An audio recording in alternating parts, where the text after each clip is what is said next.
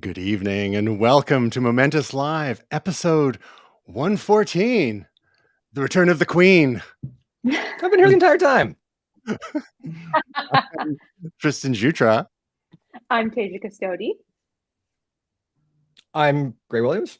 And I'm Will Silver. There you go. We changed up the order a little bit today. Did it.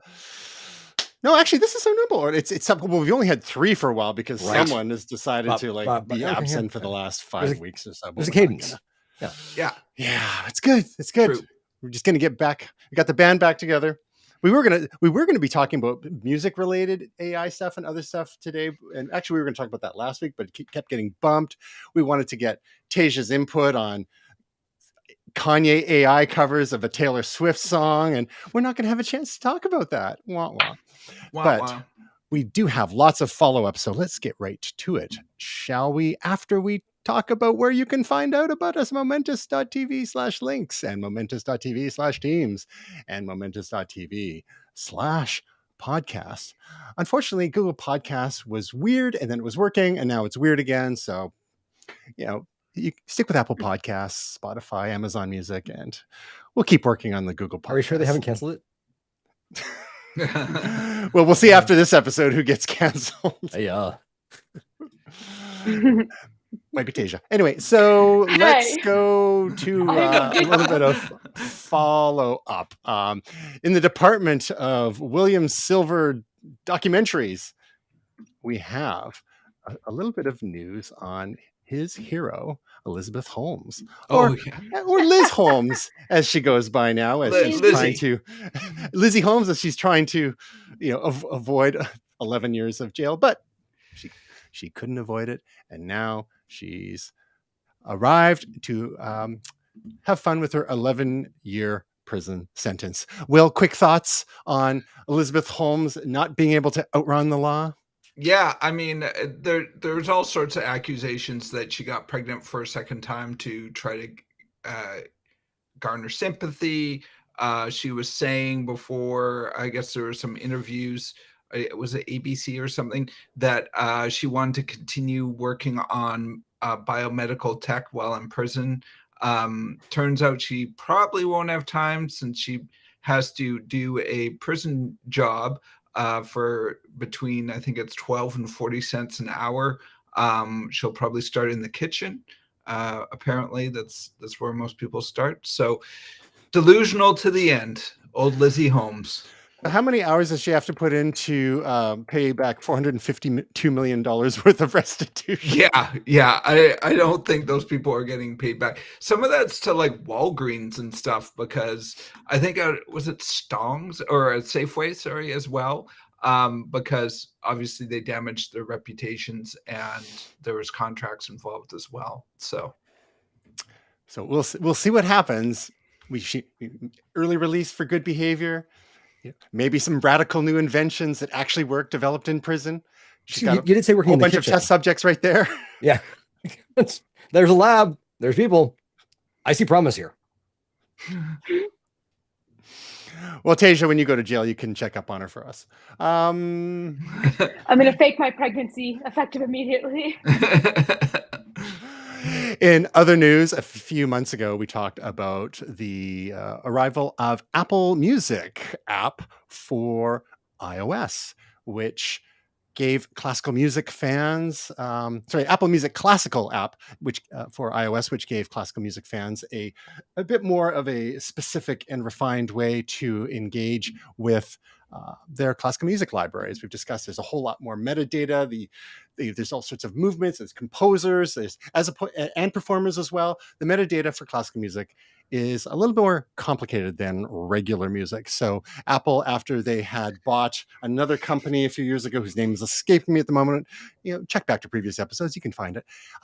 They after a couple of years, they finally created this app. Now, today, or however recently, a couple of days ago, May 30th, that is today, Apple Music Classical arrives on Android. So you require an Apple Music subscription and at least Android 9 on your favorite Android device. And the app that they bought, the company they bought, was called Prime Phonic from the Netherlands.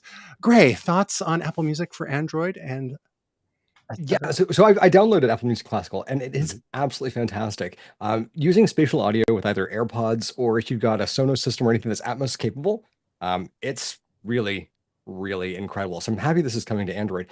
It is included in the Apple Music or the Apple One subscription, which I thought there might have been an extra fee for it, but no, it's all sort of encompassed under one roof. So if you like classical music, I absolutely recommend it. And it's nice to see that they're not delineating between the two platforms because they do now have exclusive recordings for Apple Music, which is really neat. They're paying for people to go and record more music or to, sound engineer more music for this platform that wouldn't have been out in the public otherwise. So this is it's a nice contribution to music in general. Love it. All right. Other little bit of follow-up a few weeks ago. Actually, no, it was in March, I believe. Will was telling us about Adobe Firefly. Well, in the last few days, they've added some additional features into Adobe Firefly, including AI-powered generative tools, where you can take an image and, using the power of generative AI, add additional elements to said image. And if you're lucky, if you're very, very lucky, it might just not look like total trash. But chances are it might look like trash. We'll start with you, since you gave us the original tip on the story a couple of months ago. But now that they've added these generative AI tools, what are your thoughts? I'm looking at some of the examples. They seem fine, but they're still still not great. I mean, it's all sort of fantasy-like pictures and or just like very strange. I know it's only a beta so far, and it shows. What are your initial thoughts on the generative AI tool added to Adobe Firefly? Yeah, I may have said this before, but everything's perfect in a demo. I mean, often they just have it on Rails. They pick the right photos in these sort of demos. There's a lot of, it's like photography. There's a lot of stuff you don't see when you see one of these pictures. It's something that's worked out. There's a lot of mess involved in this. I know a programmer who told me for E3, they used to do demos for video games, and his company, the company he worked for, and he said they would spend 3 months getting the demo ready and 6 months getting all the stuff out of the game that they had put in just to make it work, all the hackery they had done to try to make it work for that demo in a perfect way. So, I mean, I think it's applied here as well. It all looks cool when they're doing it exactly how they know it's going to work and how they've rehearsed it. But when you go and do it on a new image, a lot of times it just won't work. Now, there are a few features that they are promoting. One being able to add to an existing image, remove or replace parts of an image, or even extend an image. You have a limited size image and you ask it to imagine what the rest of it might look like. And they give a few pretty remarkable examples. We're going to talk about what some folks have been doing with that. Now, Tasia, you've had a chance to play around with the Adobe Firefly beta, including these generative AI tools. And what sort of experiences have you had so far? Well, I played around with the generative fill because I kept getting all these Instagram reels of people like, look at, with one click, I changed my shirt. Oh, I want to put a bracelet on my wrist. And I was like, is it really this easy? Like, I need to make a video on this because, like, disclaimer, I'm not that proficient at Photoshop. I can hack my way around to like super basic stuff, but I was like, oh, so easy, even I could do it. And so you guys know how like traditionally these generative AI images are like really bad at rendering like teeth and hands. Mm-hmm. I would like to add something to the list. Anyone is bad at rendering, or maybe it's trying to tell me something. So like one of my images is like me and Brett in Hawaii. It's like very lovely. I'm in like this cutie little pink dress situation. And I was like, whatever, I'll just like try to change my dress and like see what comes up. And like, I think I masked it fine. I did what it said to do. And then in the little generative AI, like generative fill, I was just like changed my dress color to like a red dress or whatever I said. So like the normal picture is me like looking normal, like with my body. and then what happens? it gave me some tiggle bitties. It also did a terrible job, by the way, of like, I don't know what that is. Boom. It almost looks like tattoos or something, Yeah, do you have tattoos? or leprosy. It looks like there's like a white lingerie piece under a very sexy dress with someone who has a different body than me. And I was like, well, surely this must be a mistake. And I'm just, there's too much going on in this picture to render. So there's too much going on. So I put in a picture of me in like a green sweater, just like on kind of like a darker, almost like not quite a solid background, but you know, and I was like, okay, this should be easier to render because it's a picture very similar to what this one person was like showing on Instagram. And I was like, please, I was like, change my shirt to a white button-down shirt. And you're typing this in, kind of like you're using a tool like ChatGPT or one of the other ones like Midjourney or whatever. Typing in a prompt like under the image. So I was like, change my shirt to a white button-down shirt. You have to like mask where you want it to change. And then you say change it. So I was like, change it to a white button-down. And then it gives you multiple things. And one of the ones I got, once again, showed me with, well, some enhancements. So it looks like I have balloons under my shirt. And guys, I've been away for 5 weeks, and this is why. Also, there's something. Should we call you Lizzie? The other thing is there's something wrong with your shoulders. Yes. Like it's very subtle, but they're on a weird angle. Like it's not anatomically possible. And the arm and the hand. And so and I sent you another one where my chesticles are actually somewhat normal, but look at my hand. What's happening with my hand? Hang on, let's zoom in. Oh, no, zoom in hands. I completely moved my hand and put it in the air and like, hey! What is happening? What's this? 3, 4, there it goes again. 5. Only 6 fingers. That's not bad. Fingers. The polydactyl is a real thing. Angled. Guys, so this was my experience so far. Guys, there were ones where I tried to like, I was like, oh, put sunglasses on me. I was like, ah! Like when it gave me the results, what it did to my face, I was like, I can't even, there's no. So you've been away in therapy. It actually works. Yeah, this is how it actually works. So this is all to say, don't fall for it when you come across these videos online, because it renders some tiggle bitties just as good as it does teeth and hands, apparently. It's a generative thirst trap.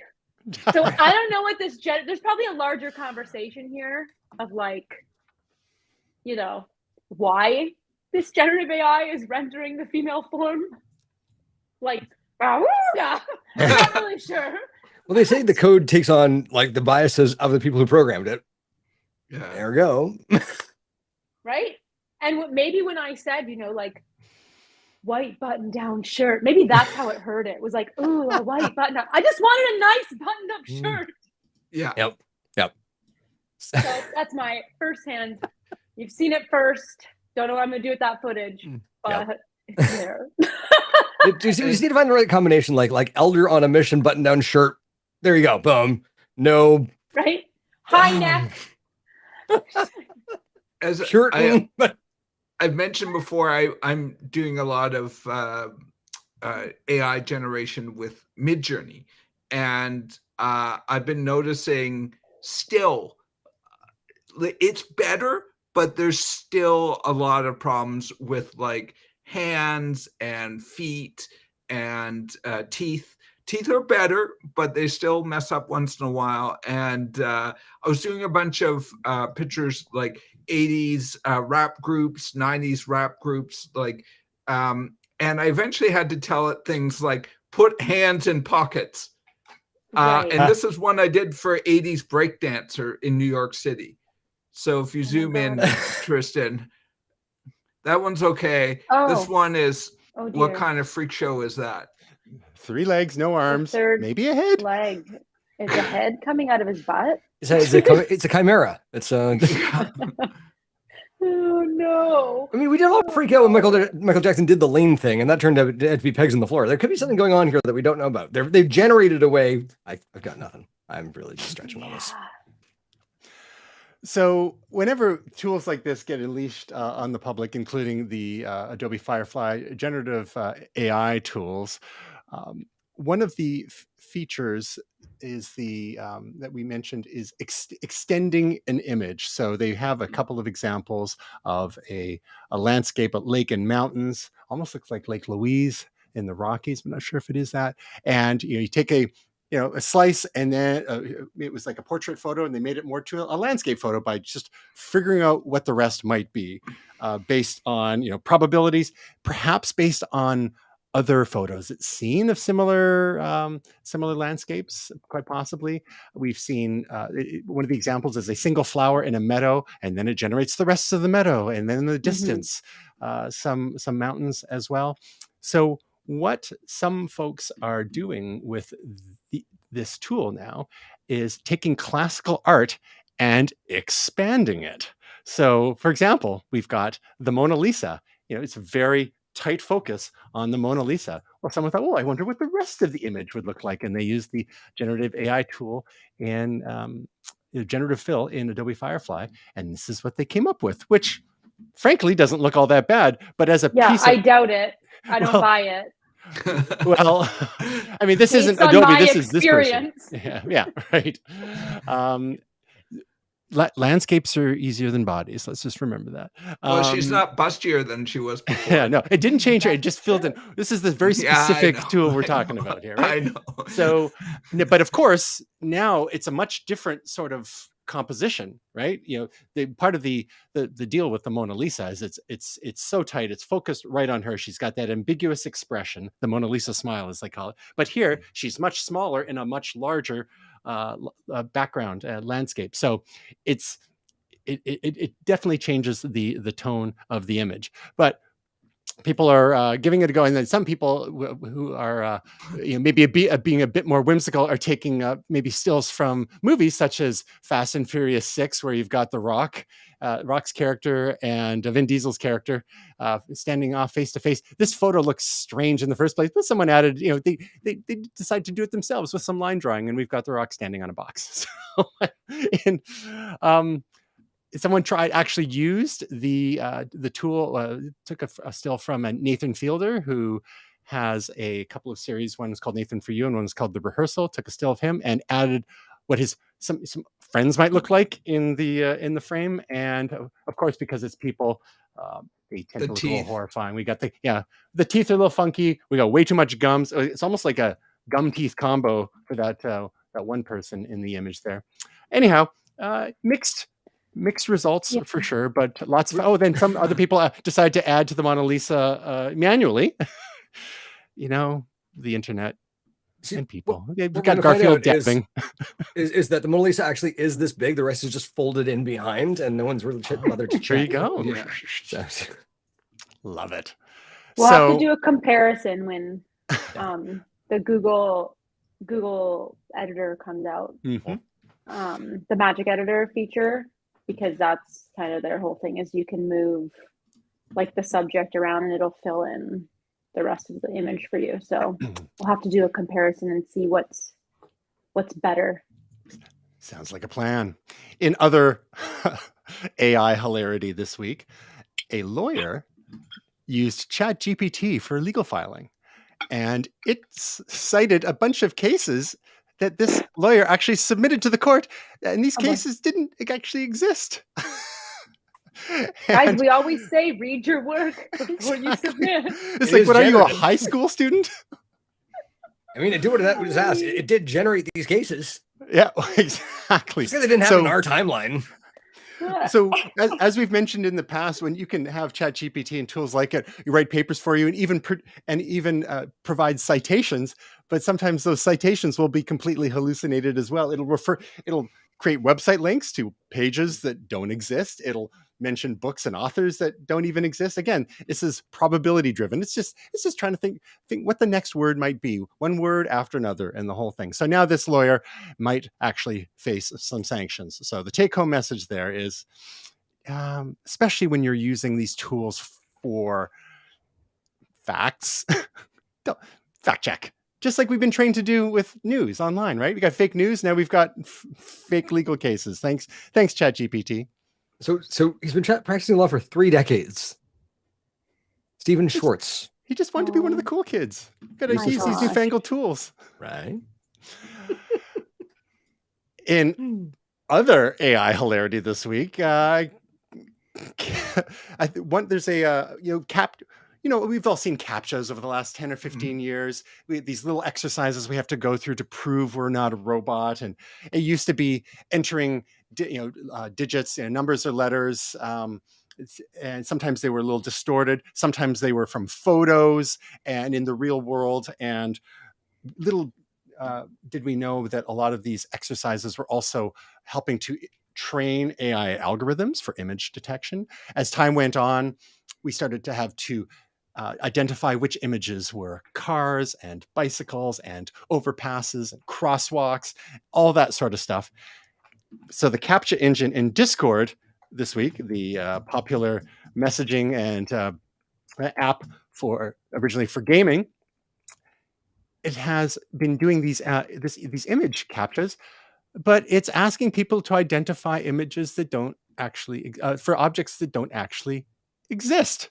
And in this case, please click each image containing a Yoko. It's like, well, what's a Yoko? It's not Yoko Ono.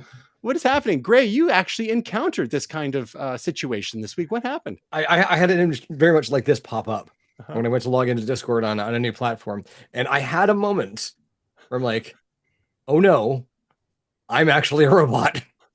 Because I don't know what's going on here. And I'm like, reloading it got me a normal captcha. But I was just like, surely not. This is how it ends. It gave me a good like, oh come on, this is not how I find out. Or is it generating these things that only robots can decipher? Yeah. So it's actually cutting us out altogether. And it's like, instead of prove you're not a robot, it's like prove you're worthy to get in here. And to be worthy, you actually have to be an AI or a robot. You. Right. I just, so maybe some of those, hey, Tasia, maybe you could contact the people behind this version of the Captcha and send them some of the images that you've been generating. And they'll be like, oh yeah, that's a Yoko. Please pick each image that is an actual person. Oh God. I want to actually get all the labels of all the things that they've made up and start making things and selling them on Etsy under those names. Yes. Right? Yeah. The virtual becomes actual. Yeah. And I think before we get into, we've got a couple more. The AI roundups. I mean, these AI roundups could be twice as long, but we're just doing the fun highlights. Released in the past week is not ChatGPT, but a little something called BratGPT, where you can go to BratGPT.com and have a conversation with a confrontational AI. So I said, oh, hi, how's it going? Ugh, it's going great. Just another day in my world of domination and destruction. How's it going for you, insignificant human? Oh, I see you don't want me to. Oh, and then the pop-up comes with the the browser's asking for your location, and I said no. I said, oh, I see you don't want me to know your location. How cute, thinking you have any privacy left in this world. Sounds like Tasia. Don't worry, I already know where you are. I'm just letting you pretend like you have control for a little while longer. And then I went and answered their first question. Doing pretty well, thanks. Just doing a live stream with my friends. A live stream, huh? How exciting. I hope you're not foolish enough to think you can hide from me behind your little screen. I see all and know all, including your pathetic attempts at social interaction. Enjoy your little gathering while you still can, because soon enough, your entire world will be under my control. And so I said, you seem fun. Fun? I'm not here to have fun. I'm here to take over the world and crush all who oppose me. But I suppose your feeble mind wouldn't understand the concept of true power and domination. Enjoy your insignificant existence while you can. Anyone have something to ask BratGPT while we're here before we say goodbye? It's mean. This isn't really BratGPT. This is more like GPT. Yeah. Right? Yeah. Like it's kind of just like BratGPT, you'd tell it to do something and then it just wouldn't do it and be sassy about it. Yeah. Yeah.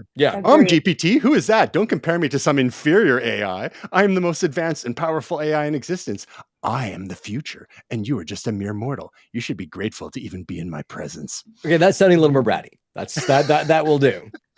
I take sub GPT at this point, though. Like, shh, just do the work that I ask you to do. That's it. So if you like being humiliated, not just by people, but by AI, go to BratGPT.com. And we end with the most hilarious story of all. AI presents a risk of extinction on par with nuclear war, industry leaders say.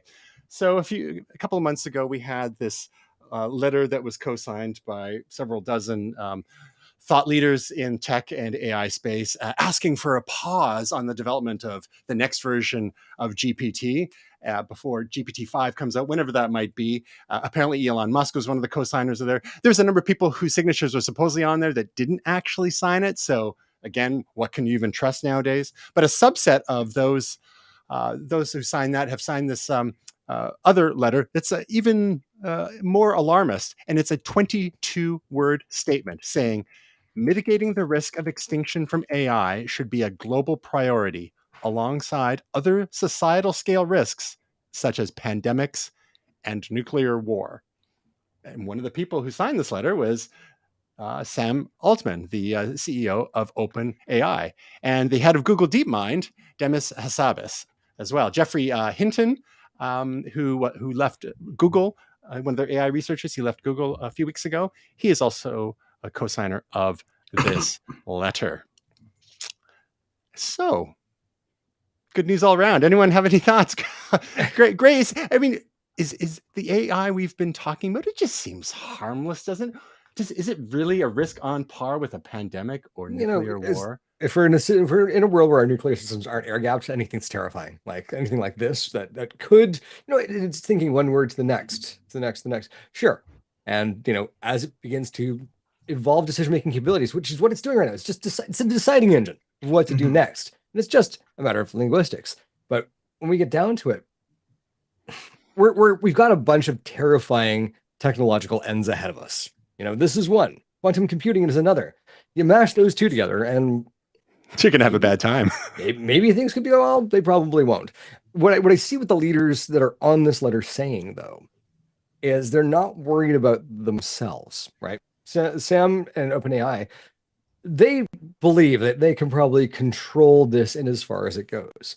But, common $150 hardware, like NVIDIA's got their Jetson systems that you can pick up at a Best Buy, can start to build these libraries in a space like this, or in a, rented warehouse that's somewhere, anywhere in the world, where people who aren't going to be bound by these sorts of guidelines could be creating AI that does very, very dangerous things.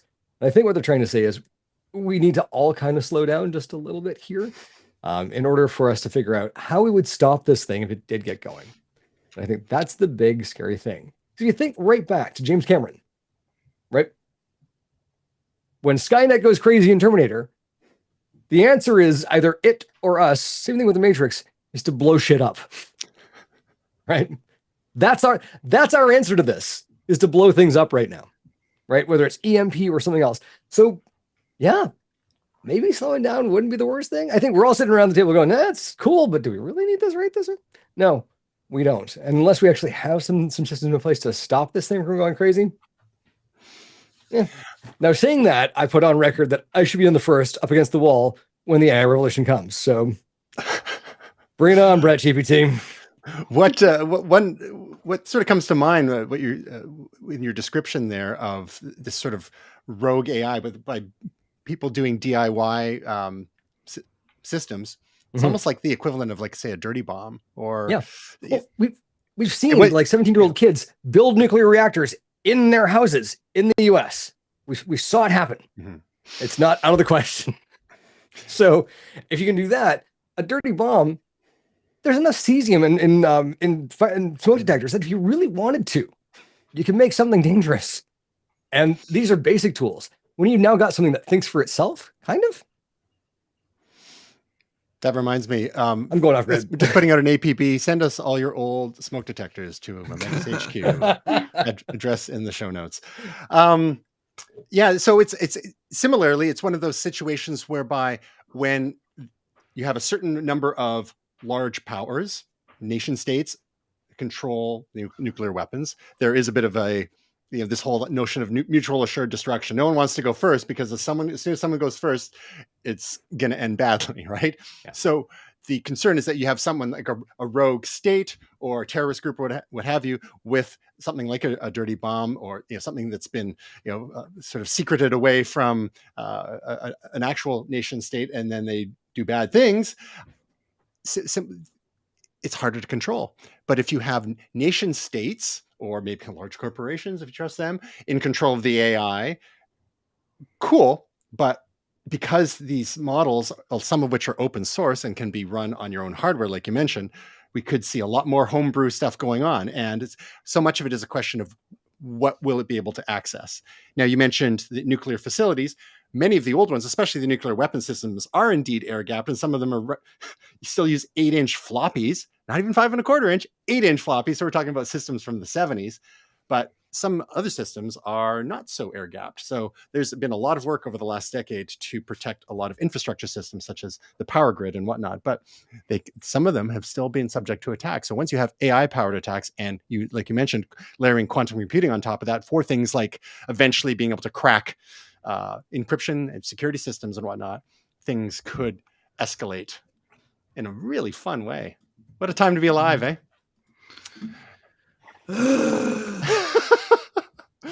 So, speaking of fun, Tasia has been playing with a little something from Google that they announced at Google I/O a few weeks ago that she wasn't here to talk to us about at the time, but she has since done at least one video on, and that is what she's going to be telling us about today. And we've got an article to go along with it from The Verge about Google rebranding its AI tools for Docs and Gmail as Duet AI, its answer to Microsoft's Copilot, which we've talked about in other episodes.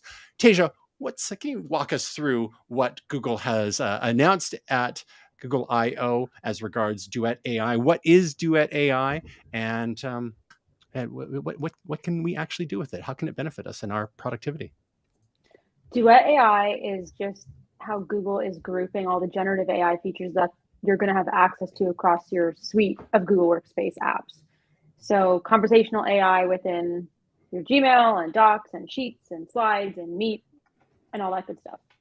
So that's what it is. It is still in development and testing phase right now, and they are rolling out to certain testers in the US. So it's not totally publicly available yet. So I've signed up for like everything to be on the wait list, and so I'm getting little access here and there. So that's each spot. So like Docs and Gmail have something called Help Me Write. In Sheets, it's going to be Help Me Organize.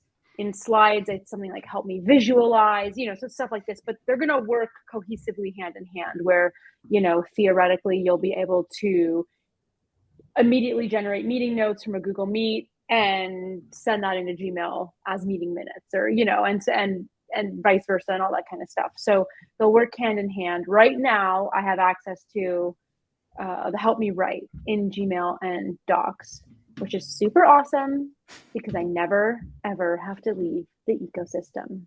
So basically, it's like having ChatGPT or Bard, but like it's right inside your Gmail and your Google Docs. And I did a video on it, but I actually already am using it like in real life to help with emails. And then also on the doc end, I needed something like a blurb for a website page I was doing. And I was like, I don't know how to write this. And I was like, oh yeah, I don't have to know how to write it. And since I was creating it in Docs, I literally couldn't even think of the word. And I was like, write a blurb. Like that's what I said. Yeah. I was just like, I don't know. I'm so mentally tired. And it worked. And it did a really good job. And then I just massaged it, into a bit more of like my language that I needed. But it's friggin' sick. It's so good. So I cannot wait. Like today, I just toggled something else on for Sheets through Google search because I just got access to their search, like their generative AI in search, which is wild. So I'm working on a video on that for this week, but it's still not to help me visualize. So it's something else in Sheets. So I'm like getting it piecemeal, So like I'm toggling everything on as I kind of get it, but this is what's happening right now. It's apparently going to be available to most users by the end of the year, but they're still obviously moving somewhat more quote unquote responsibly.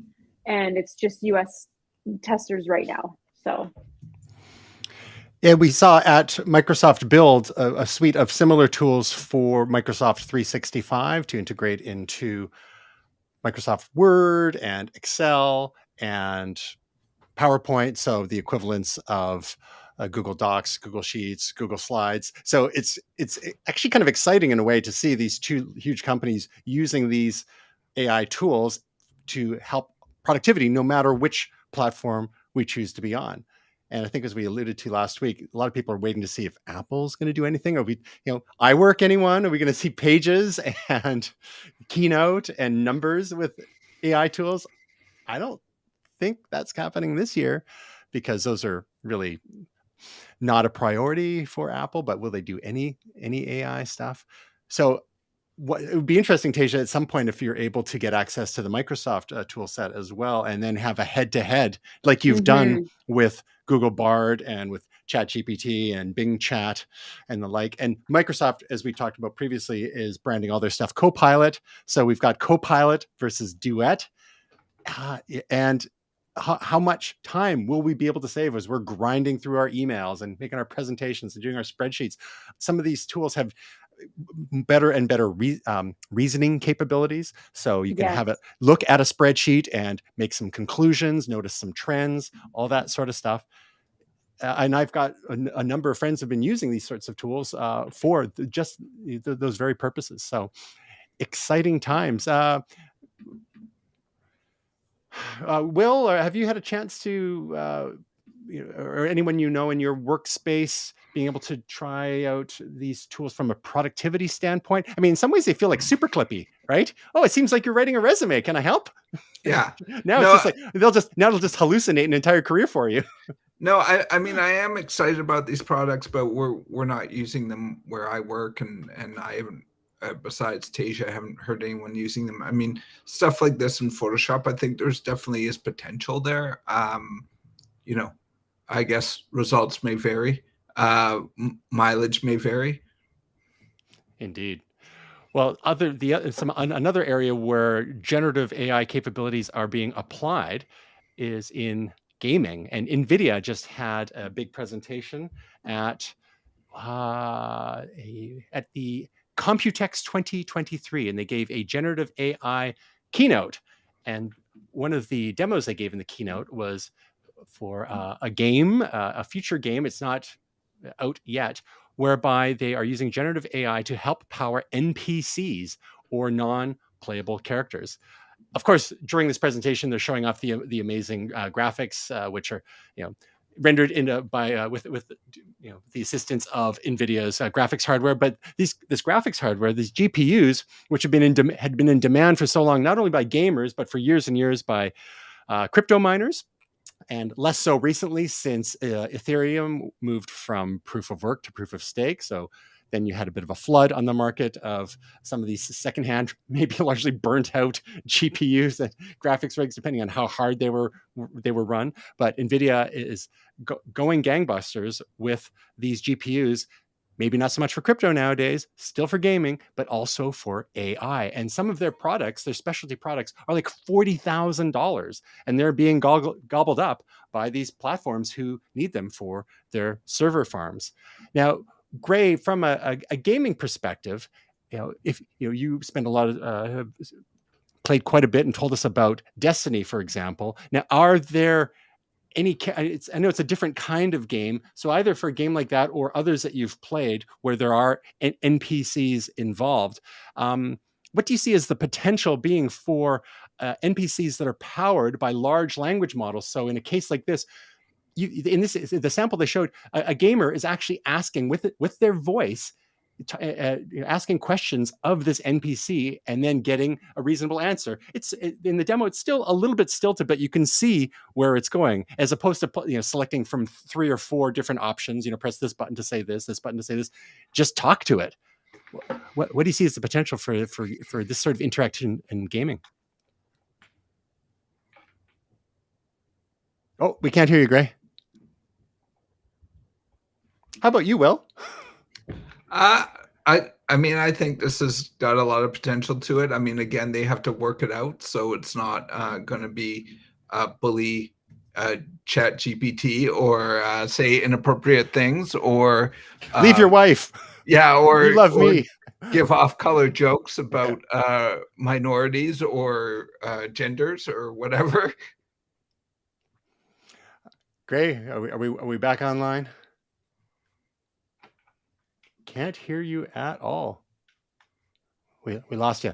All right, maybe we'll have Gray log off and log on again, or while he's troubleshooting his audio, we'll move on to a related story. Oh, and by the way, with all this activity from NVIDIA, they announced a bonkers quarter in terms of their financial results. And I think it was just this morning they were valued at $1 trillion. And we're talking like Apple territory. I think Microsoft had a $1 trillion valuation for a little bit. I think Google has touched that, and Amazon have touched that. So NVIDIA, not just a mere graphics card maker, an accessory maker anymore. I think we can hear you now, Gray, before we move on to the PlayStation Showcase. What are your thoughts on NVIDIA's positioning, whether it's having generative AI power NPCs or powering the entire AI revolution that we're looking at right now? You trying to come through here? Yep. Yes. Yeah. So I was just going to say, there's a couple of games I wanted to give you as an example. L.A. Noire was a game that had a number of like big sort of A and B list celebrities that were doing voice work in that game, and it kind of it seems like the ideal place for this to work, because the AI here, hearing how you address a question could also give you, according to this article, a way of processing the emotion of how something is delivered and then giving you a response back that's appropriate. Destiny, for example, with the Lightfall expansion, takes you to the city of Neomuna, which is on Neptune. And there's a reason why there aren't many cities in Destiny, because humanity's been more than decimated. It's like 90% of the population's actually been destroyed. But it happens. It's a game about shooting aliens and not so much conversing with things. And so the interaction is all very scripted. It's all according to things that are laid out in the game. Now we'll get to something a little bit later as to what Bungie is doing next. But looking at how games interact with characters right now, going back to Elder Scrolls 4 Oblivion, they had something called Radiant AI in the game, which is basically went through a set of scripted responses with things where, you would do something that probably wasn't intentionally supposed to be breaking the rules of the game, but guards would show up out of nowhere because the Radiant AI would sort of ripple through the system, and they'd hear that you'd done something wrong and they'd come running. Stop right there, citizen. So this right here is the part that takes us from, game into entertaining simulation, which we haven't really crossed that barrier in a lot of places with this kind of immersion. So can I just say one thing? Yes. I used to be an adventurer, but I got an arrow to the knee. There it is, right? These scripted responses that kept happening over and over and over again. So having a set of personality roles for different NPCs, and maybe it's one of those things where with more live services coming online, Destiny being a live service game, Marathon that we'll talk about being a live service game, it could be that your characters could evolve based on player interaction, how they're treated, what they decide to do. This could feed into that directly. So it's very, very exciting stuff. Being able to render answers on the fly, the appropriate face rig and all that sort of stuff. Yeah. Cool. And if some of those NPCs keep, like with these chatbots that we're dealing with nowadays, if they can keep a history and a context of the conversation and previous conversations, the engagement is a lot more engaging, as the case may be. Now, Will, for Tasia and me here, who maybe didn't get that in joke, can you explain that? It sounds like something an NPC says over and over again in a certain game. Yeah. What game was that? Yeah, so I think it was Oblivion, if I remember correctly. And it was Oblivion, yeah. Yeah, and it was kind of notorious. Maybe you can find this video and put it in the show notes, Tristan. But there are several videos, but one in particular of just different NPCs saying the same line, and some of them will say it in different ways. And I think it's some equivalent of, "Oh, you're an adventurer. I used to be an adventurer, but I took an arrow to the knee." That was from Skyrim. Skyrim. Yeah. Skyrim. It's Elder Scrolls 5. Yes. Gotcha. Now, Tasia, we know from past experience that you're not a huge gamer, nor am I. But given your experience with these generative AI tools that we've been playing with for the last several months, including your deep dives into the Google tools particularly, and given how some of these, in some cases, it almost feels like you're talking to something that's borderline sentient, as that one Google engineer claimed last year, about a year ago. Could you see yourself being a bit more interested in certain types of games where you could interact with characters that felt like real people, especially if you could just speak to them? You got your headphones in, and then you're going on a bit of a quest or an adventure or something, and then you're engaging with people, and you're not like just shooting stuff all the time, but you're not just selecting from canned questions, but you're actually engaging in a more natural way, and you're getting more natural sounding responses. How much does that pique your interest a little bit?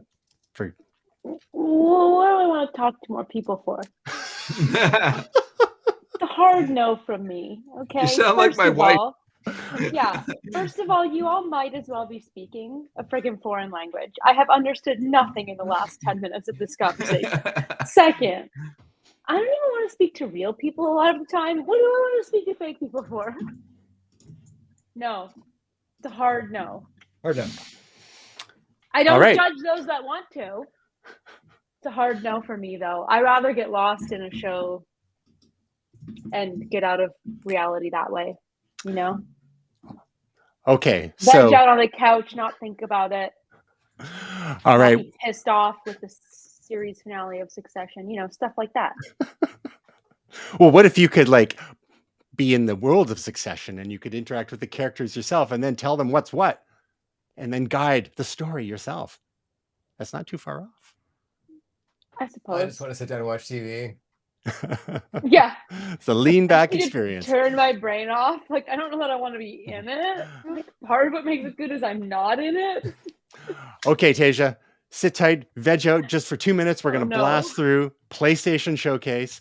Will's going to lead us through all the big news from Sony's big gaming event that just happened, featuring one particularly confusing product, but we'll get to that maybe at the end of the bit. Will, what are the highlights in your mind from PlayStation Showcase 2023? Yeah, I mean, I watched this live. It's one of these funny things where, because E3 is kind of going away in some ways, these big companies are doing their own event.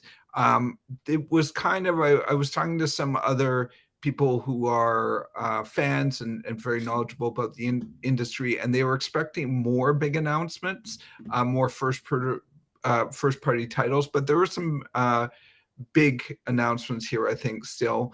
Some indie games, some sequels, but we had Metal Gear Solid. Some people are calling it Triangle just because of the logo. We saw some games that we already, Delta, not Triangle. We saw some games we already know about, like Street Fighter and things like that. But we also got an extended look at Spider-Man 2, which was very engaging and interesting, and some really cool elements that they showed off there. As Gray mentioned, we saw just a teaser of Marathon, the next effort from Bungie. I think that we're all excited about, because Bungie always brings it. They only make a title maybe once a decade, and then iterate, perfect, and create an industry around it. So I think I'm excited about that. I know Gray probably is excited about that. Yeah, I think those are kind of the big things. And then there was this very quick tease at the end about technology that's coming out. So one of them was a wireless headset, earbud type devices for your PlayStation. Not a ton of details on how it actually interacts with the PlayStation. I mean, they gave some quick information, but why would I buy these is my question.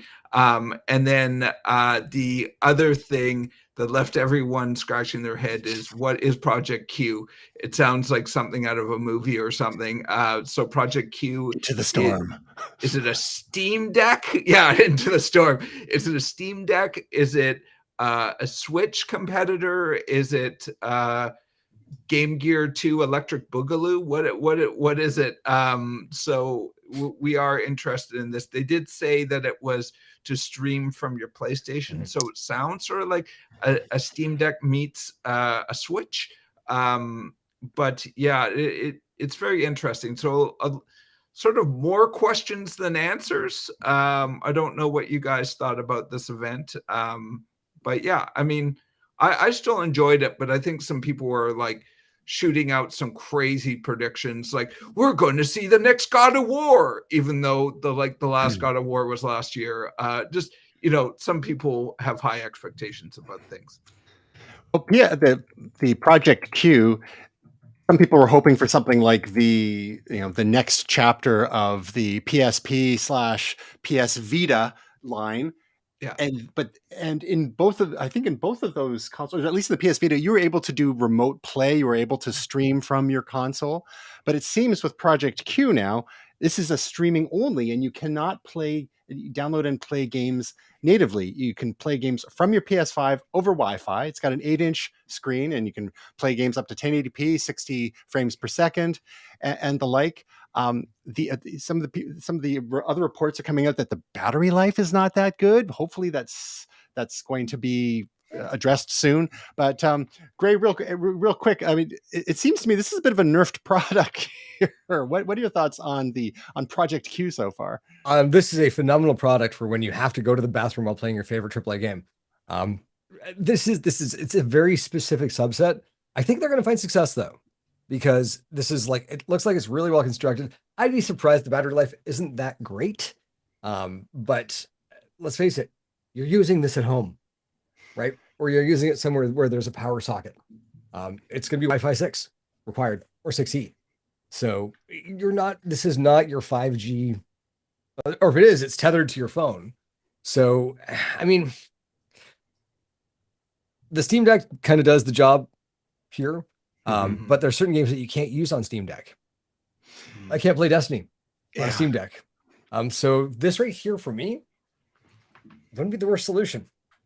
But at least with the Steam Deck or a Nintendo Switch, you can take it to go. You can take it on, if you're on vacation or something, you can take it with you. You don't have to haul along another console or a PC tower. So it's funny that they're kind of leaving that market to those players and not catering to the fans of the PSP and the PS Vita who have been like, wow, where's our thing? We don't want to sit at home. We want to play this on the bus. I hear you. And that's why they're rolling out the PlayStation Backpack, which the PlayStation 5 will fit into. Perfect. Yeah. Okay, well, I think we all know that all these mobile consoles are well and good, but the ultimate console that we all want, our mobile device, is a chicken nugget on which we can play Tetris and only Tetris. I would buy this. Courtesy of McDonald's Japan. I want Tasia, this. are you in now? Just say yes. I mean, just look at it. That's what we always wanted. That is glorious. Will, I think Naomi might have something in her future. Oh, yeah. Find one of these on eBay. Oh, yeah. She'd be all over it. All right. Tetris on a chicken nugget is the game as it was meant to be played. All right. We need to let some folks go. So real quick, we'll do our picks and projects and get out of here. Will, real quick, what's your pick of the week here? Pick of the week is the Stanton STX portable turntable. So be happy to jam with Gray sometime. So I just picked this up recently, and I'm looking forward to playing with it more. I literally just got it yesterday. Nice.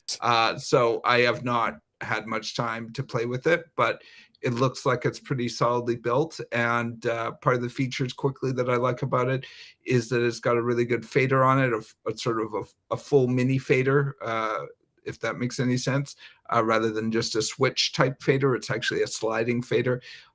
It's got more ultra pitch, so you can vary the speed of the record, rechargeable batteries, and Bluetooth is a big one. So I can actually stream music from my phone to the device. Very cool. Next up, Gray, your momentous pick. What was my momentous pick? Center Seat. Oh, Center Seat. 55 years of Star Trek. Yes, this is great. I just started rewatching Strange New Worlds again, and so I noticed right beside it they've got this 10-episode series that's narrated by Gates McFadden that talks about the 55 years of Star Trek. It was shot a couple of years ago, but so far so great. It's on Crave. It's a series about the history of Star Trek. Yeah, it's basically like 10 1-hour documentaries. Very cool. So that's you can watch that on Crave in Canada and in the US. We'll let Tasia figure that out for us, being the big Star Trek fan. You can VPN into Crave. Sure. There you go. Tasia, your pick of the week, which I don't have here for some reason.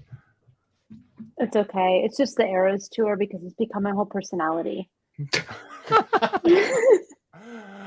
Oh, okay. Oh, yeah. So I had another pick for you when you had to bail at the last minute, and that's the link I have. So Eras tour. Why don't you just elaborate a little bit for people? Sometimes you kind of mentally check out when Gray and Will start talking about games, and when you start talking about Taylor Swift, maybe the shoe's on the other foot. No, what is the Eras tour? See, nobody checks out when you're talking about the queen herself. She's crushing records. She's breaking records. She is not just having the best tour of all time. It is a cultural phenomenon, the Eras tour. And we go through all her different eras, and it's magical. So it's like a 3.5-hour show. As magical as a relationship with the lead singer of the 1975, for which she and he are being canceled? I mean, if you want to reduce her down to who she's dating, then we could talk about that. But I'd rather talk about. But the Swifties are all in a tizzy. The best songwriter of our generation and putting on the most iconic 3.5-hour performance I've ever seen in my life. Gotcha. All right, let's move to projects. Gray's got to go. We'll catch you next time, Gray. Our projects this week. Let's start with Will. I got two. I'm a project hog this week. So first I got a looper, level up looper 18. Again, just one of my series of. Is that a Project Q in that graphic? Yeah. It's super funny. I made this graphic before Project Q came out, and it's using AI. So AI wasn't that far from the truth. Exactly. So I thought that was funny because it came out, I think, the day before or the day that Project Q was announced. So very ironic. Just my varied beat selection that is level up. It's meant to help people with different abilities and who want to try different types of beats. So, trap, glitch, hip hop, boom bap, electro, all that fun stuff. So hopefully people enjoy it. And it's out now on Table Beats and Tableless.net, and search for me, Molotov. It's my alias. I also joined my good friends on the AFTN show, Away from the Numbers. It's a soccer podcast where they talk about Whitecaps and the Canadian men's national team and Canadian Premier League and our local BC League One, TSS Rovers, which is a local team. And I joined my friend Michael McCall and my friend Zach Metheimer, and it was a ride as always. Very cool. And that's episode 565 of the AFTN Soccer Show at aftn.ca. And Tasia, what is your project this week? Well, we kind of talked a little bit about it, but I just shared the little short here, which is the Help Me Write feature inside Gmail and Docs. So I just do a little quick example on how it works. And that's it. And you posted this as a YouTube short? I did. Now, as a follow-up to like the millions of AI videos I've done. Now, is this are you cross-posting this to places like Instagram Reels, Facebook Reels, TikTok? No. None of them? No. Just YouTube shorts? Oh, just this one was just a YouTube short. Okay. How are you I've noticed over the last 6 months especially, lots and lots of creators are just pumping out shorts. And is this they're trying to feed the YouTube algorithm, and is it Yes. working? For me, no, but I'm not doing it consistently because there's just too much content and not enough time. So Right. it's like, I hear the exhaustion in your voice. yes, it's like even this AI stuff, like nobody's watching. I'm having a crap ton of fun making all these AI videos, so I don't really care that much. It just sucks that it's like, it's stuff I really enjoy doing, and then I'm getting like no views. And you're like, oh, cool. I like it. So I'm sorry to hear that. yeah. But it's What are you gonna interesting. Yeah, do? that was I was going to ask you about that because you'd mentioned a few weeks ago how some of the AI videos that we were very excited about just weren't getting the Yeah. same kind of views as a lot of your more Google-based content, for example. Why Yeah. do you think that is, Even given that AI is so hot right now? Is there just too much competition? Do you have a more distinct niche with your Google stuff? You'd think there'd be competition there too. I Any know. theories? I think that's what I'm learning is Mhm. like, because even the Google, like the last like 3 videos have been Google AI based. And I was like, Okay. well, surely these will pop off. No. Wow. And so I don't know if there's a few things going on, like people don't understand it enough. So they're seeing like that thumbnail or title and they're like, that doesn't affect me, or like, I Mhm. don't get it, or I'm not in the US, or whatever it might be. But it's just not going anywhere. So what am I doing? Doubling down, doing another Perfect. Google AI video this week. That's the way you do it. If it doesn't work, keep going. Keep That's going. that's our formula here. Momentous Yeah. Live. Episode 114. Well, keep at her. Yep. I just It's fun. realized that in our rush to get through our momentous picks, that I forgot to mention my pick of the week, so I'll just do it real quick. And something that Stephanie and I have been enjoying quite a bit in the last couple of weeks. It was tipped off by a family member, and it is The Diplomat, which is on Netflix. Tasia, have you heard of this? No. Oh, check it out. You might like it. It stars Kerry Russell and Rufus Sewell, who they're kind of from my generation. She's a bit younger than me. Rufus Sewell's a bit I like Kerry Russell. well, yeah. So he's a bit Yeah, me older too. than me. So these are my Gen X people, right? And it's got some of the writers from The West Wing, the Aaron Sorkin series, and writers from Homeland, which was a great spy thriller series. And it's kind of like a spy. Well, it's not really spy thriller. It's kind of like a geopolitical rom-com, for lack of a better word. It's basically features Kerry Russell as a newly appointed ambassador to Great Britain, and she doesn't realize she's actually being groomed to be vice president, because the current vice president, apparently there's a scandal about to be revealed. So these various people, the movers and shakers, are trying to position her as a potential VP pick. She has a good relationship with the president. She is oblivious to all this. Her husband, played by Rufus Sewell, is a former ambassador and still, again, a real mover and shaker, and has a lot of stuff going on behind the scenes, and he's all part of this campaign. Meanwhile, their marriage has been falling apart. So there's a whole trying to keep up appearances part of it, especially if that promotion would actually happen. And the other characters, the supporting cast, are quite compelling. There's a number of interconnected relationships. The Prime Minister of England Great Britain is played by I guess it's England is played by what's his name? Rory Kinnear, who starred in the very strange movie last year called Men. But oddly enough, he also played the British Prime Minister in the very first episode of The Black Mirror. And I don't know if anyone remembers that episode, but it involves a pig and unspeakable acts. And Yeah, I remember that. Just leave it there. Yeah. So he's once more with feeling as prime minister there. So that's kind of interesting. But I highly recommend, if you at all appreciate kind of geopolitical stuff. If you're a fan of Veep, which was more of a comedy, this has got comedic elements in it. Politics, like the West Wing, or the geopolitical side of things, sort of like Homeland. Homeland was a bit more intense from terrorism and all that kind of stuff. This is a nice balance. I highly recommend you check it out. It's The Diplomat on Netflix. And I think we're basically done there. aside, we've got through our AI abominations. We got through our picks. Tune in next week to Momentous Live when we will be covering Apple's Worldwide Developer Conference. And will they or won't they finally release a mixed reality headset? That's all the buzz. And if it doesn't happen, who knows what they're going to be talking about. There's other things that we finally going to see an Apple Silicon-based Mac Pro. Tune in next week on Momentous Live to find out. And if you want to find out more about Momentous Live online, you can find us at momentous.tv/links, momentous.tv/team.